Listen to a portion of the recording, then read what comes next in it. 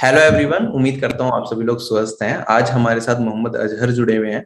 SSC CHSL 2016 से इनका selection postal assistant की पोस्ट पे हुआ है। तो अभी इन्हें 3.5 साल से ज्यादा हो चुके हैं इस पर्टिकुलर पोस्ट पे काम करते हुए।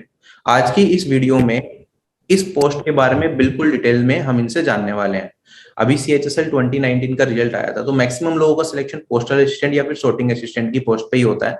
तो ये इन डेप्थ बताएंगे कि फाइनल सिलेक्शन के बाद का प्रोसेस क्या है, कि मेडिकल कैसे होता है, अपना पोस्ट प्रेफरेंस कैसे भरी जाती है, डिपार्टमेंट में काम कैसा होता है, ट्रांसफर क्राइटेरिया क्या है, पोस्टिंग आपको कहाँ कहाँ मिलती है, कैसे आपको अपनी प्रेफरेंस भरनी चाहिए, और साथ ही साथ किए कि मतलब अगर आपको छुट्टियां लेनी है तो छुट्टियों का प्रोविजन क्या है। Everything will be explained in excruciating detail. तो सबसे पहले तो Mohammed Azhar, thank you for accepting my invitation और यहाँ पे सभी लोगों से जुड़ने के लिए।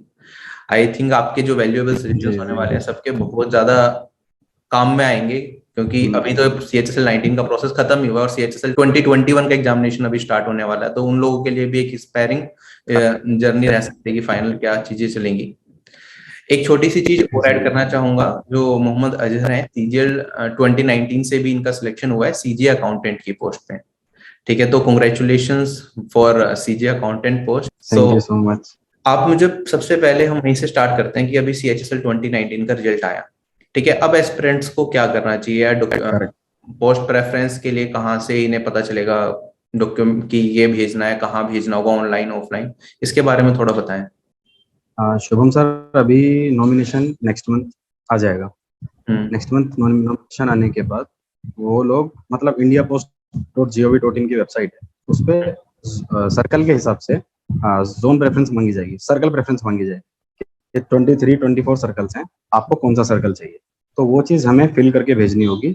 एक तो हमें मेल पे भेजनी होगी, हम्म। और वो सर्कल वाला जो मेल आईडी होगी ना, सर्कल की मेल आईडी, उस पर हम्म। हमें मेल भेजनी होगी। और हमें बाय पोस्ट भी भेज, ठीक है। फिर उसके 1 या 2 महीने बाद हमें सर्कल अलॉट हो जाएगा हमारी ऑल इंडिया रैंक के हिसाब से। हम्म। सो सर्कल अलॉटमेंट के बाद का प्रोसेस क्या रहेगा? सर, सर्कल अलॉटमेंट के बाद वो पूछेंगे कि आपको जैसे सर्कल हमें केरला अलॉट होगी। फॉर एग्जांपल, मैं अपना एग्जांपल लेके बता सकता हूँ। तो केरला में 12 या 13 डिवीजन है, तो आपको कौन सा डिवीजन चाहिए उसकी इंफॉर्मेशन यूजुअली यूनियन वाले दे देते हैं। यूनियन मतलब वो लोग आपसे खुद कनेक्ट करेंगे, जैसे आपको ज्वाइनिंग लेटर मिलेगा ना, तो ये सब चीज़ें आपको मिलती जाएंगी बाद में। तो यूनियन वाले आपको बता देंगे कि एक्स सिटी है, वाई सिटी है, जेड सिटी है, और इस वाली सिटी में यही चीज़ अवेलेबल है। आपको आपकी क्या प्रेफरेंस है, आपको वो चीज़ वहीं से इन्फॉर्मेशन मिलेगी। हो सकता है आप यूट्यूब से ले सकते हैं इन्फॉर्मेशन। ठीक है, फिर हम उस हिसाब से भर के भेज देंगे कि हमें ये चाहिए या ये चाहिए। फर्स्ट टॉप 3, 4, 5 में से हमें मिल जाता है, वो बाकी ऑल इंडिया रैंक पे ही डिपेंड करेगा। तो डिवीजन में ऐसे भरा जाएगा, और साथ ही साथ उसके कैडर की प्रेफरेंस भी पूछी जाएगी, यानी कि पोस्टल असिस्टेंट चाहिए आपको या सॉर्टिंग असिस्टेंट चाहिए। तो जैसे पोस्ट प्रेफरेंस जी, पे ही हम चलते हैं। पोस्ट प्रेफरेंस इसमें किस तरीके से होता है, कि मेरिट के बेसिस पे आपको सर्कल अलॉट किया जाता है, या फिर मेरिट उसमें मेरिट मेरिट के में बेसिस पे। कैटेगरी वाइज होता है, या फिर जैसे कुछ एस्पिरेंट ऐसे भी होते हैं कि ओबीसी कैटेगरी के हैं, सिलेक्शन उनका अनरिजर्व कैटेगरी पे हो गया, तो सिलेक्शन के टाइम पे उन्हें जी जी। ओबीसी कंसिडर करके सर्कल अलॉट किया जाएगा, या फिर नहीं अनरिजर्व कैटेगरी नहीं से नहीं, यू आर अगर उन्होंने यूआर की कट ऑफ क्वालिफाई कर दिया तो उन्हें यूआर के हिसाब से ही अलॉटमेंट मिलेगा, सारा का सारा एंड तक। तो ये कुछ लोगों के साथ मुझे लगता है इंजस्टिस भी है, कि जो टॉप रैंक्स पे पोस्ट असिस्टेंट सॉर्टिंग असिस्टेंट ले रहे हैं, मतलब एक एस्पिरेंट जी ओबीसी कैटेगरी का ऐसा है जो मतलब बहुत अच्छे नंबर लेके आया, अनरिजर्व कैटेगरी सिलेक्शन हुआ, लेकिन उसे दिल्ली चाहिए, दिल्ली में लिमिटेड वैकेंसीज हैं। उससे पहले जो यूआर पे से सिलेक्शन ले बाहर रहे मिलेंगे। ओबीसी वाले उन्हें मिल जाएगा, और वो क्योंकि उनका भी यूआर जी पे ही जी। हुआ है, उन्हें नहीं मिल पाएगा। लेकिन जैसे करेक्ट। ही लास्ट में यूआर वाले कैंडिडेट्स खत्म होंगे, ओबीसी वाले आएंगे, तो जो फर्स्ट जी ओबीसी कैंडिडेट होगा उसे ओबीसी कैटेगरी से दिल्ली मिल जाएगा। तो एक तरीके से हाई मेरिट वाले बंदे का जी सिलेक्शन जी। यहाँ पे उसे ड्रीम लोकेशन शायद ना मिल पाए। सही बात, सही बात, ऐसा हुआ है यूजुअली, काफियों के साथ हुआ है, मेरे भी कुछ नॉन में हैं लोग। सो जैसे हमने यहाँ पे प्रेफरेंस भेज दी ईमेल के थ्रू या मेल के थ्रू, जी उसके बाद वापस इंटीमेशन हमें जो मिलेगा वो ईमेल के थ्रू मिलेगा, राइट? जी जी जी, वो ईमेल के थ्रू मिल जाएगा, और हमें बाय पोस्ट भी आएगा। बाय पोस्ट तो आजकल लेट आता है, तो हमें ईमेल पे और वेबसाइट पे ही रेफरेंस रखनी है कि हाँ, यहाँ हमें सब कुछ मिल जाएगा।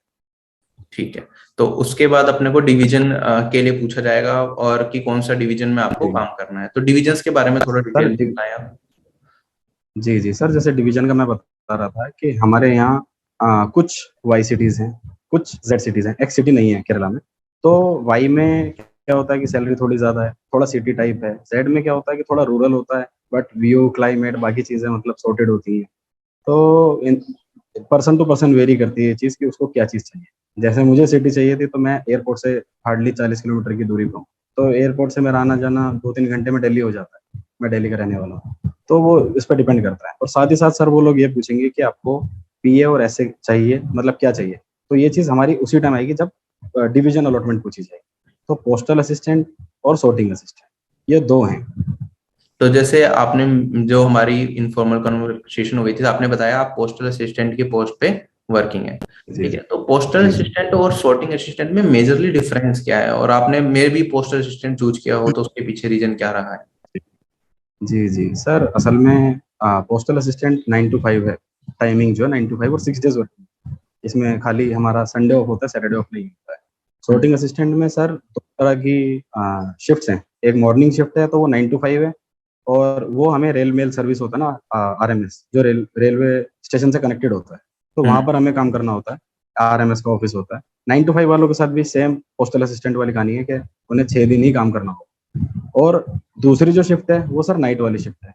हम्म। अब हम अपनी मर्जी से नहीं ले सकते कि हमें नाइट चाहिए डे चाहिए, वो हमें सीनियर अलॉट कर। तो मैं नाइट वाली शिफ्ट की टाइमिंग बताता हूँ। उसमें हमें शाम को जाना होता है 5:20 के आसपास, 5:30 बजे, और सुबह 6 बजे तक वहां पर sorting करनी होती है, मैनुअल sorting आर्टिकल्स, ऐसा कुछ काम होता है सारा। तो पूरी नाइट काम करने के बाद आपको 36 आवर्स का रेस्ट मिलेगा। यानी कि सुबह जैसे 6 बजे आप आओगे, तो उस दिन की शाम छोड़ के अगले दिन की शाम को आपको ऑफिस जाना है।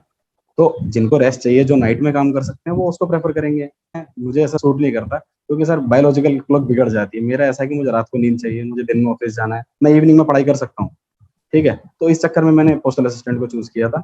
और जो सर वो डे में होती है, वो 9 से 5 स्पीड पोस्ट वाली होती है। 3 तरह के सर वो होती है इसमें ब्रांचेस, रजिस्ट्रेशन और पार्सल वाली ब्रांच, एक स्पीड पोस्ट वाली ब्रांच। तो नाइट में यूजुअली रजिस्टर्ड और पार्सल का काम चलता है, क्योंकि सर आरएमएस का कनेक्शन रेलवे से है। यानी कि जो हम पोस्ट ऑफिस से मेल भेजते हैं, मतलब बैग पैक करके आर्टिकल जाते हैं, तो रेल के थ्रू ही ऑल इंडिया ट्रेवल करते हैं, यानी कि रजिस्टर्ड आर्टिकल्स और पार्सल वाले आर्टिकल। जो हम्म। स्पीड पोस्ट आर्टिकल्स होते हैं सर, वो वहां से जाते हैं फ्लाइट से। अच्छा। ऐसा इशू है। तो जो सारा काम होता है वहाँ पर sorting का काम है। sorting असिस्टेंट में सिर्फ sorting होती है, आर्टिकल है पिन कोड के हिसाब से, स्टेट के हिसाब से सॉर्ट करके रखना, वहां पर वो काम है। सारा मैनुअल काम है, उसमें कंप्यूटर में काम स्पीड पोस्ट वाले को करना होता है, रजिस्टर्ड वाले को नहीं करना होता। उसे खाली बस sorting करनी है पूरा दिन। तो मुझे सर बेटर नहीं लगा, क्योंकि नाइट में मैं काम नहीं कर सकता। ठीक है, पोस्टल असिस्टेंट जी का क्या प्रोसेस रहता है अगर अलॉट हो जाए, और इन्फॉर्मेशन मेल के थ्रू ही मिलती रहती है सारी, क्या मिला तुम्हें, कैसे चल रहा जी सर जी, मेल के थ्रू भी और वही पोस्ट के थ्रू भी हमें भेजना होता है। पोस्ट के थ्रू भी आएगा, पर हमें पहले जो मिल जाती है इन्फॉर्मेशन, वो ईमेल पे मिलती है, है? ईमेल पर, वेबसाइट पे। तो सर पीए में सर जब हम भरते हैं, तो वो ये पूछते हैं कि आपको पीए में 4 कैटेगरीज डिवाइडेड है: पीए ठीक। सीओ, पीए आरओ, पीए पीओ, पीए एसबीसीओ। इन चारों के बारे में मैं बता सकता हूँ कि अगर आपको पीए सीओ मिलेगा और आरओ मिलेगा, तो अगर आप एक जोन में, एक सर्कल में आप टॉपर हैं, तो ही आपको मिल सकता है। मतलब कुछ ही लिमिटेड वैकेंसीज होती है। बाकी जो मेजर वैकेंसीज होती हैं, वो मिलेगा उनको जिन्हें पोस्ट ऑफिस मिलेगा। बाकी सबको पोस्ट ऑफिस ही मिलता है, क्योंकि पोस्ट ऑफिस में बहुत ज्यादा वैकेंसी होती है। ठीक है सर। और जो एसबीसीयू है, वो सर एक अलग ब्रांच है। उसमें मतलब वो अलग ही है कि उसमें आपको सेविंग बैंक के वाउचर चेक करने होते हैं, एरर करनी होती है। वो खाली हेड ऑफिस में पोस्टिंग होती है, वो एक अलग चीज़ है। यूजुअली लोग पोस्ट ऑफिस ही प्रेफर करते हैं कि पीए पीओ मिल जाए, वहाँ पर हम अपना तरीके से काम करें। क्योंकि एसबीसीयू में सिर्फ एक ब्रांच है, उसी में लाइफ टाइम काम करना है। पोस्ट ऑफिस में 5-6 तरह की ब्रांचेज हैं। अच्छा, जैसे जी अपने को ये भी अलॉट हो गया कि ऑफिस भी कौन से में काम करना है, जी तो डॉक्यूमेंट वेरिफिकेशन जो जी जी डिपार्टमेंट के थ्रू होता है, और मेडिकल जो कराना होता होगा ज्वाइनिंग से पहले, वो जी कैसे रहता है? जी। हाँ सर, जैसे हमें अब पीए पीओ मिल गया फॉर एग्जांपल, तो हम्म। हमें अपना डिवीजन पता लग चुका, सर्कल पता है हमें केरला, डिवीजन पता है थ्रिसूर है, और फिर हमें पता लग गया पीए पीओ। तो हमें थ्रिसूर के हेड ऑफिस, डिवीजन ऑफिस में जाके रिपोर्ट करना होता है। वो हमें सारी इन्फॉर्मेशन मिलती रहती है साइड बाई साइड, कैसे कनेक्ट करना है, क्या करना है। तो सर जैसे हम पहुंचेंगे, तो वहाँ पर वो पहले चेक कर लेंगे कि हाँ सारे बच्चे आए हैं, बाकी उन्हें एक्सटेंड करा है, किसने नहीं करा। फिर वो हमें डेट दे देते हैं कि आपको कल या परसों ज्वाइन करना है। मतलब पता तो पहले लग जाता है, वो 1 या 2 दिन का टाइम देते हैं। तो सर जिस दिन हम सेम डे पहुंचेंगे ना, हम्म। उस दिन जो एसएसपी सर होंगे, हमारे डिवीजन के हेड होते एक्चुअली सर मैं बताता हूँ दोबारा से, एक division office, head office, post office, हमारा कनेक्शन यही तक है पोस्टल असिस्टेंट। डिवीजन ऑफिस जो हमारे हेड माने जाएंगे, और हेड ऑफिस जो हमारी पोस्ट मास्टर होंगे वो हमारी हेड होंगी, ठीक है। तो हमें जो मेन रिपोर्ट करना होता है सबसे पहले वो एसएसपी सर को रिपोर्ट। एसएसपी सर हमसे नॉर्मल क्वेश्चन पूछेंगे, कैसे आए आप, कहाँ से, मतलब पहले आपने पोस्ट ऑफिस देखा था नहीं देखा था, बेसिक क्वेश्चन पूछते हैं। फिर वो बोलेंगे आपको परसों आके रिपोर्ट करना है, ऑफिस में आ जाओ। तो उस दिन भी सर डीवी होता है, उस दिन भी डीवी होता है हमारा। तो उस दिन डीवी किस तरीके से होता है, सारे डॉक्यूमेंट वेरीफाई होते हैं, कैटेगरी वालों के सर्टिफिकेट वेरीफाई होते हैं, बाकी चीजें वेरीफाई करने के बाद वो ये बोल देते हैं कल आपको ऑफिस ज्वाइन करना है। ठीक है। अगले दिन हम ऑफिस ज्वाइन कर लेंगे। जैसे डॉक्यूमेंट्स वेरीफाई हुए सारे के सारे, आपकी कैटेगरी तो अनरिजर्व कैटेगरी है ना, तो आपको कुछ आइडिया है, जैसे ओबीसी कैटेगरी का काफी कैंडिडेट्स ऐसे रह जाते हैं जिसके पे प्रोविजनल लिखा होता है, ठीक है, तो वहां पे क्या करेक्ट करेक्ट, सर्टिफिकेट्स को बहुत डिटेल में वेरीफाई करते हैं या फिर ठीक है ओबीसी बहुत ज्यादा सर्टिफिकेट? बहुत ज्यादा सर, इतना एसएससी वाले वेरीफाई नहीं करते हैं, क्योंकि ये डिपार्टमेंट तक बात पहुंच गई है।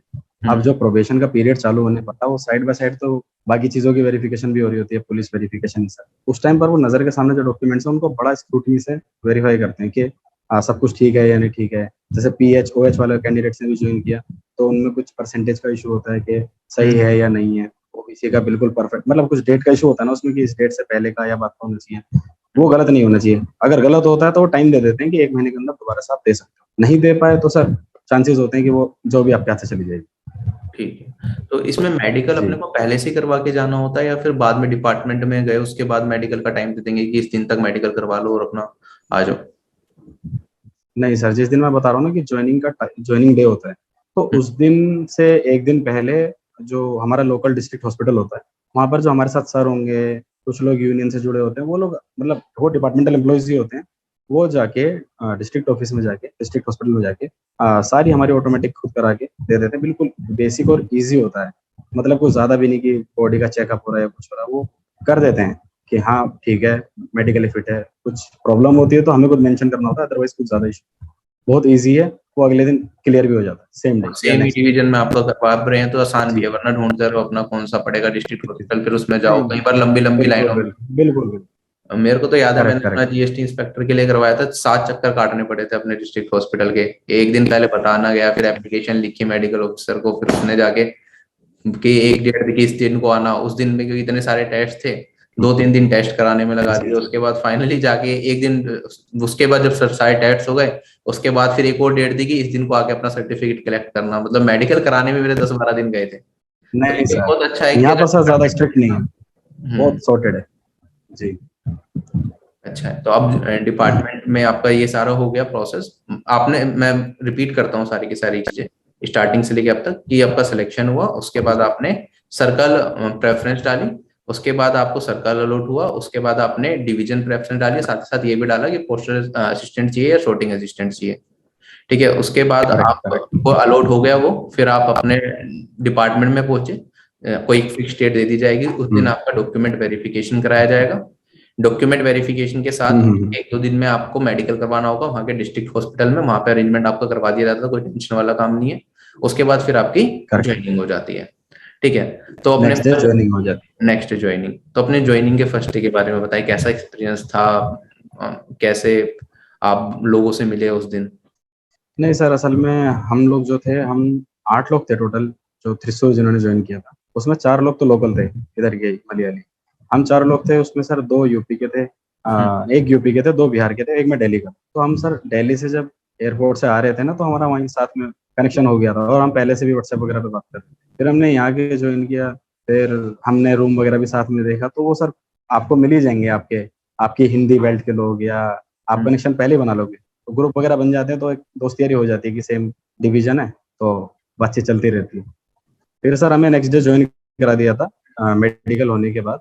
तो सर उस टाइम ये होता है कि जैसे फॉर एग्जांपल 10 एम्प्लॉयज ने ज्वाइन किया, एक डिवीजन ऑफिस के अंदर 3 एचओ होते हैं, फॉर एग्जांपल 3 एचओ, और 10 लोगों ने ज्वाइन किया, तो सर वो ये क्या करेंगे, सेम डे ही ये बोल देंगे कि 4 लोगों को इस ऑफिस में रहना, 3 को दूसरे वाले में, 3 को उसमें, एक लेटर इशू हो जाता है शाम को कि इसमें आपको रिपोर्ट करना है। तो सर वो बढ़ जाते हैं 3 एचओ, 4 यहाँ 3 वहाँ 3। उसके बाद सर इन हाउस ट्रेनिंग चालू हो जाती है 15 दिन।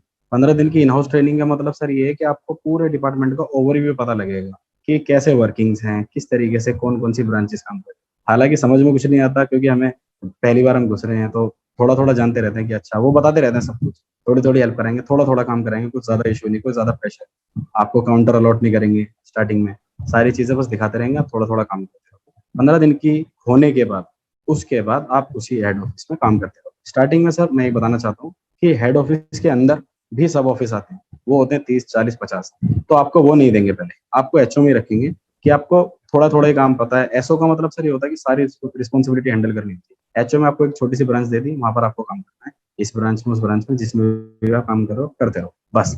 तो सर वो लोड तब तक नहीं आता जब तक आपकी पीटीसी ट्रेनिंग नहीं हो जाती, पोस्टल ट्रेनिंग सेंटर, जो पोस्टल ट्रेनिंग सेंटर में हमारी ट्रेनिंग होती है, वो सर यूजुअली हमारी तो हो गई थी 3 महीने, फिर कोविड के टाइम पर सर लोगों की 6 महीने 9 महीने बाद हुई है, उनमें सर आधी ऑफलाइन आधी ऑनलाइन हुई है, ऐसा इशू हुआ। तो हमारी हुई थी 55 दिन की ट्रेनिंग, वो 3 महीने बाद हो गई थी। तो सर वो जो पीटीसी की ट्रेनिंग हो जाती है उसके बाद आपको एचओ एसओ कुछ भी अलॉट हो सकता है, सारे ऑफिस चेंज हो जाएंगे सब बच्चों के, और जिसको जो मिलेगा उसको वही रिस्पॉन्सिबिलिटी। ये अच्छा। सर मैंने आपको पूरा यूजुअली 6 महीने तक का प्रोसीजर बता दिया, क्योंकि आप पीटीसी के बाद सर आप एलिजिबल हो एक ऑफिस को हैंडल करने के, उससे हम्म। पहले नहीं, उससे पहले बिल्कुल इजी सॉर्टेड वे में काम चलेगा 6 महीने तक। पीटीसी के बारे में मैं बता देता हूँ, छः छः पीटीसी हमारे ऑल इंडिया में, सबसे अच्छा हमारा पीटीसी मैसूर माना जाता है। हम्म। और मैसूर आपने वो देखा भी होगा, व्हाइट हाउस टाइप का है, पूरा पैलेस बना हुआ है, तो उसमें हाँ, तो सर वो 3 4 स्टेट के हिसाब से होता है। आंध्र प्रदेश, तेलंगाना, कर्नाटका, केरला को मैसूर मिलता है, जो तमिलनाडु साइड वाले उनको मदुरई मिल जाता है, और कुछ को वडोदरा मिलता है, कुछ सहारनपुर में आते हैं। तो वो सर वो एक उन्होंने वो बना रखी है, 6 मेजर पीटीसी में डिवाइडेड है। वो ट्रेनिंग जब चालू होती है, वो सर बहुत अच्छी ट्रेनिंग है, मतलब one of the best part of this department.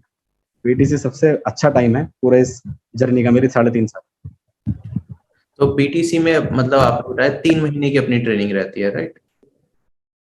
नहीं सर, 3 महीने बाद आती है ट्रेनिंग, और 3 महीने, ट्रेनिंग के डेज 55 डेज है। जी फिफ्टी जी फाइव जी, डेज मिनिमम 3 महीने के बाद आ जाती है, हो सकता है सर वो 6 महीने बाद आए, 9 महीने बाद आए, वो सर बैच वो बुला लेते हैं कि हाँ अब बुला सकते हैं।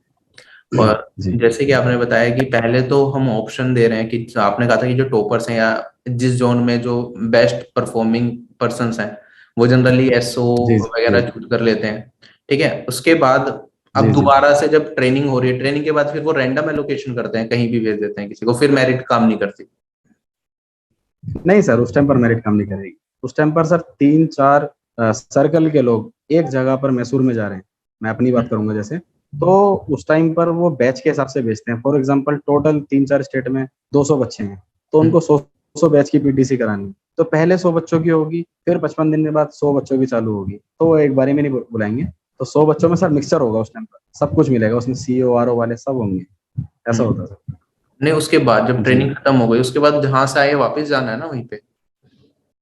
नहीं सर, मैं पहले बता देता हूँ कि जब हमारे पास ट्रेनिंग का नोटिस आ जाता है कि हाँ आपकी ट्रेनिंग इतनी तारीख से 55 दिन के लिए चालू हो, तो हम्म। हमें एक सर पर्टिकुलर फीस भरनी होती है। हम पहले भर दें या हमें एडवांस मिल जाए, एक ही बार, अगर भर देंगे तो बाद में वो रीइम्बर्स हो जाएगी। ठीक हम्म। है, वो 9,000 समथिंग थी हमारी कुछ फीस। फिर हम जैसे पीटीसी में पहुंच जाते हैं, वहाँ पर सर एक हॉस्टल बना हुआ है, रहना सहना खाना पीना फ्री है, क्लासेस चालू हो जाती हैं, स्पोर्ट्स फैसिलिटी बहुत अच्छी वाली है, जिम है, और बास्केटबॉल फुटबॉल क्रिकेट, और बहुत बड़ा वाला पैलेस बना हुआ है वो। ठीक है सर, तो वहाँ पर एक टाइमिंग वगैरह फिक्स हो जाती है। 55 दिन की ट्रेनिंग के बाद हमें एक सर्टिफिकेट मिल जाता है कि हाँ हम ऑफिशियली हॉस्टल असिस्टेंट बन चुके हैं। ठीक है, फिर उसके बाद सर जैसे जैसे हमारी सर ट्रेनिंग खत्म होने वाली होगी ना, उससे 5 या 6 दिन पहले हमें एक लेटर आ जाएगा कि अब आपका एचओ या एसओ ये होने वाला है। तो सर हम्म। उस टाइम पर वो चेंज हो जाएगा, तो आपसे 6 महीने पहले था ना, वो नहीं रहेगा, फिर वो एकदम सारा स्विच कर देते हैं, इधर को उधर, उसका इधर, सब ऐसा हो जाता है। हाँ, तो मतलब ये अकोमोडेशन का भी थोड़ा इशू है। जैसे कोई नया बंदा आया, मान लो दिल्ली से आप करेक्ट केरल करेक्ट गए, करेक्ट। तो आप तो जी, जाके 3 महीने के लिए वेट करा, तो वहां पर रहने के लिए आप रूम देखोगे। और कुछ लैंडलॉर्ड्स ऐसे बिल्कुल होते हैं सही। जो कि जी जी, कहते हैं कि 1 साल नहीं का देते हैं करवाओ। कम टाइम के लिए। हाँ, करेक्ट तो वो करेक्ट एक करेक्ट। प्रॉब्लम तो मेरे। सर मैं ऐसे में ये ऐसे में सर, नहीं सर मेरे हिसाब से ऐसा है कि जो हमारे सीनियर होंगे ना, उनको ये हाँ। बात पता होती है कि इनको पीटीसी तक ही रहना, तो सर वो लोकल होते हैं, तो वो इतनी बात कर लेते हैं उस लैंडलॉर्ड से जाके कि थोड़े टाइम की बात है, ऐसे ऐसे इनको रख लो, कोई इशू नहीं है। उसके बाद सर जब आ जाए ना, तो मेरा ये मानना उस टाइम पर ऐसी लोकेशन चूज करें जो आपके ऑफिस के नियर बाई, क्योंकि उसके बाद चांसेस कम होते हैं कि आपकी वो ऑफिस चेंज होगा। उससे पहले तो कोई बात नहीं, ठीक है मिल जाए, कोई दिक्कत की बात नहीं। आप सही बोल रहे हो कि 11 महीने 12 महीने वाला वो इशू होता है कि लंबा टाइम लो। हमारे साथ ऐसा हुआ था सर, हमने एक रूम लिया था ऑफिस से नियर बाई, तो वो हमें 3 महीने बाद हम छोड़ के चले गए थे। जब हम वापस आए तो जिसे जो मिला उसने वहीं पर आसपास ही रूम ले लिया, ठीक। ऐसा होता है। तो क्वार्टर्स का क्या सीन रहता है कि जनरली मिल जाते हैं इसमें? नहीं सर नहीं, क्वार्टर अवेलेबल नहीं होते, और सर होते भी हैं तो सर ऐसा कुछ होता है कि पहले उनके ड्यूज वगैरह क्लियर करने होते हैं कि उसका इलेक्ट्रिसिटी बिल पेंडिंग है तो तुम्हें पे करके उसके बाद तुम्हें अलॉट होगा। तो सर हमारे, हो सकता है हमारे जोन में, हमारे इसमें डिवीजन में ऐसा हो, तो उससे बेटर है सर आप अपना खुद नियर बाई देख लो, अपनी मर्जी का देख लो तो ज्यादा बेटर। हाँ, ये जोन टू जोन डिफर करने वाली चीज हो गई ना, कि अपना जहाँ पे आप केरल में है तो ये है, जी हो जी सकता है कोई दूसरा जोन हो उसमें जी जी खाली जी, पड़े हो सारे क्वार्टर्स की सही बात है, आदत सही। होगी। तो ये सीन है। जी बाकी जी जैसे अब वापिस आ गए ट्रेनिंग पे से, तो फिर कैसे काम, जी वर्किंग आवर्स रहते हैं फिर, जैसे आगे पढ़ फ्यूचर में पढ़ाई करनी है उसके लिए टाइम मिलता है या नहीं मिलता? जी जी। सर सर असल में 9 से 5 ही टाइमिंग है, टाइमिंग तो 9 से 5 ही। हम्म। कभी कभार वो आधा घंटा ऊपर नीचे हो जाएगी मेरे हिसाब से। मैं तो सर जब से काम कर रहा हूँ, मैं एचओ में काम कर रहा हूँ, एसओ में कभी कभार डेपुटेशन पे भेजा गया है कि कोई इंसान छुट्टी पे तो हमें जाना पड़ जाता है। तो हम्म। उसके लिए भी मैं एक चीज इन्फॉर्मेशन ऐड कर देता हूँ कि अगर आप 7 किलोमीटर से ज्यादा डेपुटेशन पे जाते हैं तो आपको पर डे का 500 रुपीज फूड बिल मिल जाता है। वो हमें मतलब भर के देना होता है, फिर वो हमारा रीइंबर्स पर डे के हिसाब से 500 रुपीज एक्स्ट्रा मिलते हैं। ठीक हम्म। है। अदरवाइज हम एचओ में ही रहेंगे, एचओ में ही हमें काम करना होगा। उसमें सर ब्रांचेज होती हैं एचओ में, जैसे एमपीसीएम काउंटर होता है, मल्टीपर्पज काउंटर, जिसपे सर आप रजिस्टर्ड आर्टिकल बुक कराते हैं, स्पीड पोस्ट आर्टिकल बुक कराते हैं, पार्सल बुक होते हैं, मनी ऑर्डर बुक, हम्म। काफी सारे काम है उसमें। ठीक है सर। फिर दूसरी ब्रांच है वो सेविंग ब्रांच है, जैसे आप बैंक में जाते हैं तो सेम इसमें सेविंग ब्रांच होती है। तो हम्म। उसमें सर डिफरेंट स्कीम्स हैं, जैसे एसपी हो गई सेविंग बैंक, आरडी हो गई, टीडी हो गई, और सुकन्या समृद्धि अकाउंट हो गई, इस तरीके से हैं। फिर सर एक और ब्रांच है, वो है मेल ब्रांच, रजिस्ट्रेशन ब्रांच, जहाँ पर सुबह के टाइम हमें बैग रिसीव करने हैं, आर्टिकल रिसीव करने हैं, पोस्टमैन को इशू करने हैं, पोस्टमैन वापस आएगा उसको फिर मतलब हमें उसकी रिसीविंग लेनी। तो सर ये 3-4 ब्रांचेस जो मैं आपको बता रहा हूँ, इसमें से आपको एक ब्रांच में बैठा दिया जाएगा, आप उसी ब्रांच में बैठे रहोगे। इन केस कोई छुट्टी पे है तो ब्रांच स्विच कर देंगे, क्योंकि सर आप पीटीसी करके आ चुके हो, आपको सारी ब्रांचेस की नॉलेज तो है, आप उसके बाद कहीं भी काम कर सकते, ये होता है सर। अगर सर एसओ अलॉट हो जाता तो एसओ में सर काम कंपेरेटिवली कम होता है, एचओ में थोड़ा ज्यादा होता है, क्योंकि सर एचओ तो पेरेंट ऑफिस हो गया ना एसओ, इस हम्म। वजह से। ठीक है।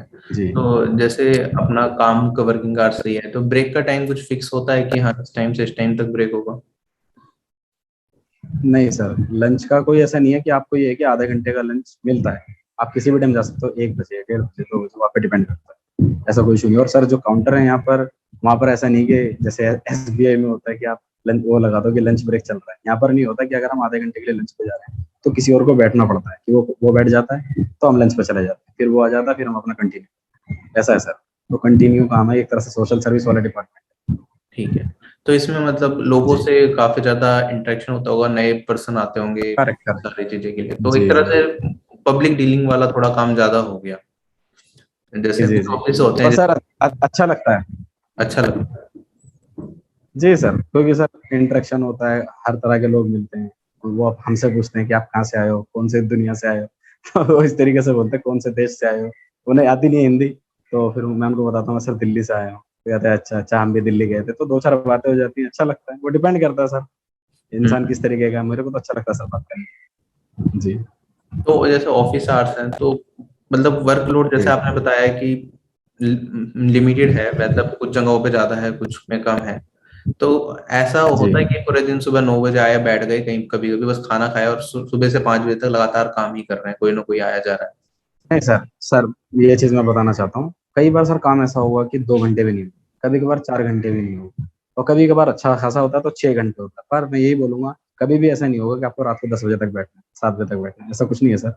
नौ हम्म। बजे से लेकर 4 बजे तक हमारा काउंटर क्लोज हो जाता है, 4 से 5 हमें टाइम मिलता है सब चीजों को सॉर्ट करके रिपोर्ट निकाल के सबमिट करना, और 5 बजे के बाद आप अपने घर जा सकते हैं। और मेरी सजेशन सर ये रहेगी कि जो फ्यूचर एस्पिरेंट्स पढ़ना भी चाह रहे हैं, या जिनको कम्युनिकेशन में प्रॉब्लम होती है आने जाने, तो सर नियर बाई रूम ले लें, जिससे ज्यादा बेटर है कि आने जाने में कोई इशू ना हो, टाइम से पहुंच जाएं, टाइम से घर चले जाएं, रेस्ट कर लें, लाइफ सेट रहे। क्योंकि सर दूसरे स्टेट में मिलेगा तो ये परेशानी ना उठानी पड़े कि सारा टाइम आपका इसी में निकल रहा है, तो आप फ्रस्ट्रेट हो जाओगे सर।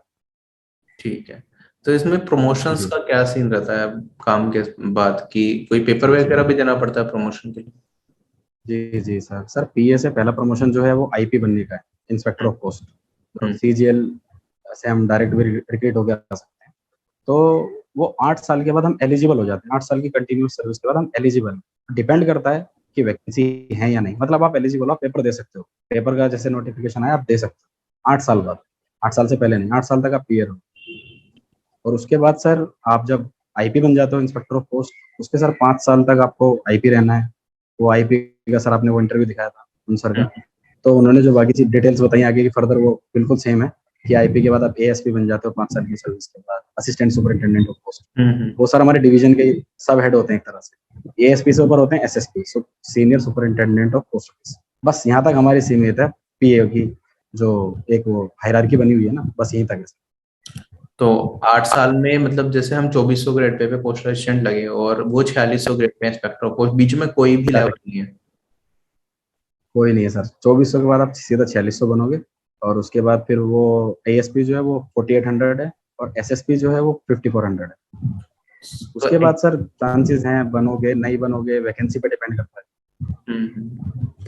तो जी यही है कि अपना पोस्टल असिस्टेंट लिया भी तो आगे अगर एज है तो ट्राई करते हैं कि सीजीएल से सीधा इंस्पेक्टर ऑफ पोस्ट पे ही ज्वाइन करते बिल्कुल हैं या फिर मतलब और कोई डिपार्टमेंट में जा बिल्कुल सकते हैं, बिल्कुल। तो यहाँ पे जैसे बिल्कुल बिल्कुल। आपका केरल जोन मिला आपको, तो ट्रांसफर्स का प्रोसीजर क्या रहता है? सर प्रोबेशन पीरियड जो है वो तो 2 साल का है, पहले भी था अब भी 2 साल है। पर जो सर ट्रांसफर अप्लाई करने के लिए हम लोग एलिजिबल थे तो हमारा 2 साल था कि 2 साल के बाद आप अप्लाई कर सकते हो। और उसमें भी सर एक विंडो होती है पर्टिकुलर कि अप्रैल से जून के बीच में करना है। हम्म। अप्रैल से जून के बीच में आप अप्लाई कर सकते हो। सर उस अप्रैल से पहले अगर हमारे 2 साल नहीं हुए, फॉर एग्जाम्पल हमारे जुलाई में 2 साल हो, तो सर हम अगली अप्रैल में अप्लाई कर पाएंगे, तो वो हम्म। ऑटोमेटिक 3 साल हो जाएंगे बंधे हम्म। हुए भी।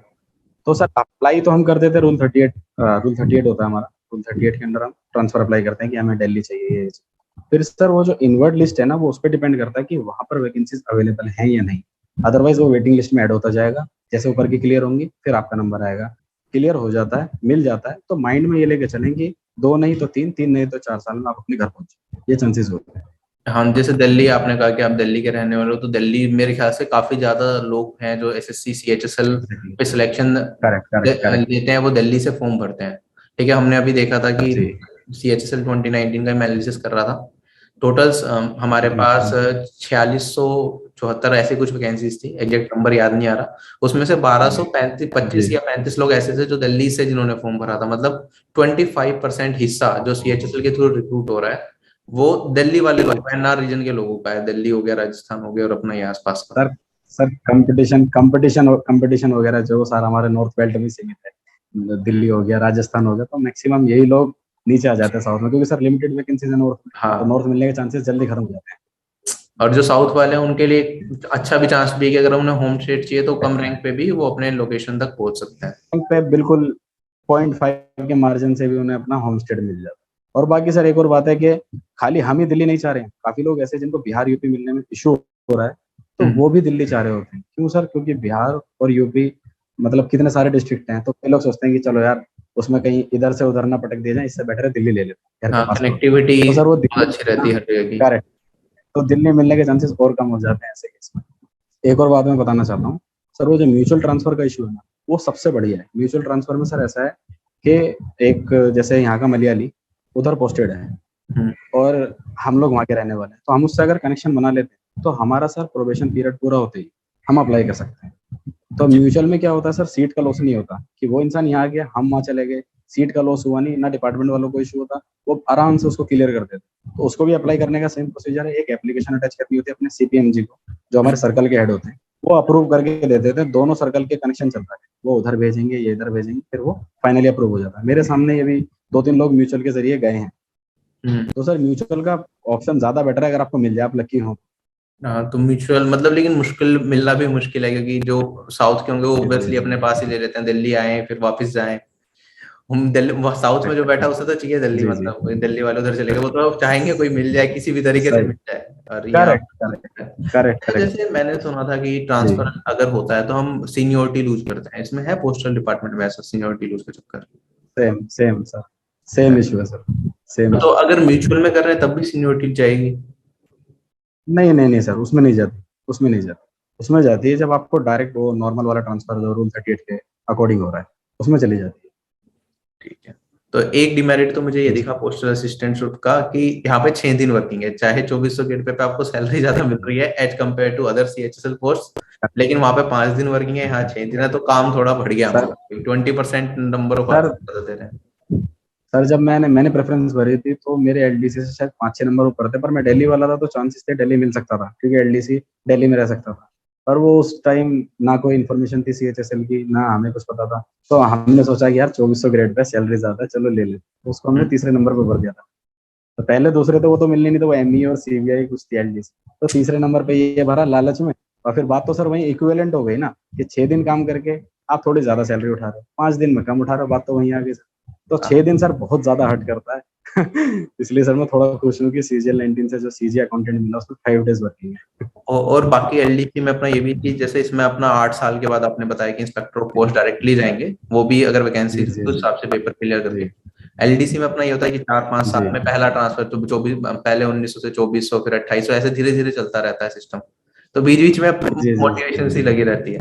बाकी टारगेट तो यही सही है बात है, कि सही जैसे हो बात गया तो अपना सीजीएल देके पहले से ही अपना है, 4600 बिल्कुल से सही स्टार्ट बात है। करें। Correct correct. तो आप थोड़ा सैलरी के बारे में बताओ। सबसे पहला तो यही होता है कि जॉब लगती है कि हाँ कुछ अब पैसे जी घर में जी। आएंगे कुछ। हाँ तो सही क्या बात, सही बात है, सही सैलरी बात। चल रही है अभी सीएचएसएल में, सर कितनी?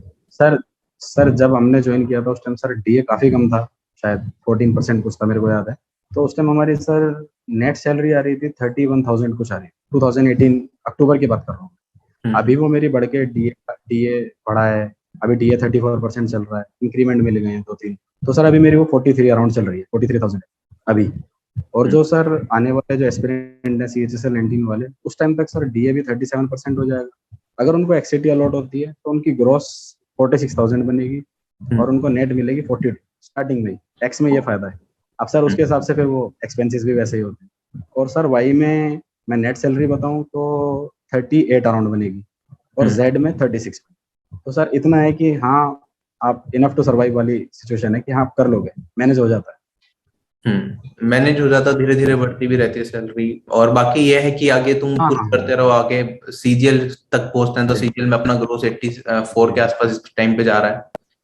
तो करेक्ट करेक्ट ये करेक्ट। एक तरीके से डबल हो जाती है वहां पे जाके, तो थोड़े से एफर्ट्स अगर जी लग जी जाए तो सीजीएल के थ्रू जी। सिलेक्शन हो जाए तो सबसे हो बेस्ट है। जाता है।